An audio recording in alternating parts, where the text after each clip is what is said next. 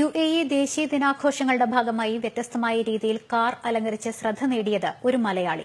കാസർഗോഡ് സ്വദേശി ഇക്ബാലാണ് തന്റെ പുത്തൻ റോൾസ് റോയ്സ് കാറുമായി തുടർച്ചയായി 6ാം തവണയും പരേഡിൽ പങ്കെടുത്ത് ദുബായ് പോലീസിന്റെ പ്രശംസ പിടിച്ചുപറ്റിയത്.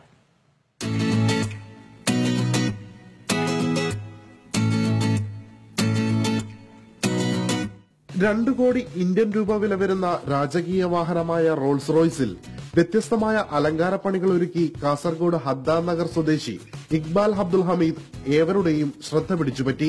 UAE ദേശീയ പതാകയുടെ പശ്ചാത്തലത്തിൽ ദുബായ് കിരീടാവകാശിയായ Sheikh Hamdan bin Mohammed bin Rashid Al മക്തൂമിന്റെ കുട്ടിക്കാലം മുതലുള്ള ചിത്രങ്ങൾ സ്റ്റാമ്പ് രൂപത്തിൽ പതിച്ചാണ് ഇക്ബാൽ പരേഡിൽ പങ്കെടുക്കാനെത്തിയത്.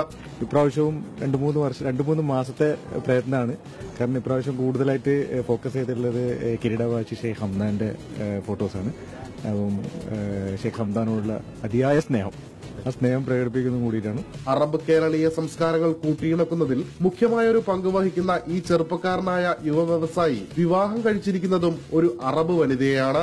വൻ തുക ചെലവഴിച്ച് ദിവസങ്ങളുടെ അധ്വാനം കൊണ്ട് രൂപകൽപ്പന ചെയ്ത വാഹനത്തിന് പ്രത്യേക അംഗീകാര പത്രവും മുദ്രണം ചാർത്തിയ മെഡലും നൈഫ് പോലീസ് സ്റ്റേഷൻ മേധാവി അബ്ദുറഹ്മാൻ ഉബൈദുള്ളയുടെ സാന്നിധ്യത്തിൽ ദുബായ് പോലീസ് മേധാവി ഖലീൽ ഇബ്രാഹിം മൻസൂരിയിൽ നിന്ന് ഇക്ബാൽ ഏറ്റുവാങ്ങി. അന്നം തരുന്ന നാടിനോടുള്ള കൂറ് കാണിക്കുന്നതിൽ ദുബായ് പോലീസ് എന്നൊരു അംഗീകാരമായി അൽഹംദുലില്ലാഹ് അതിനെ കാണുന്നു. ജനം, ദുബായ്.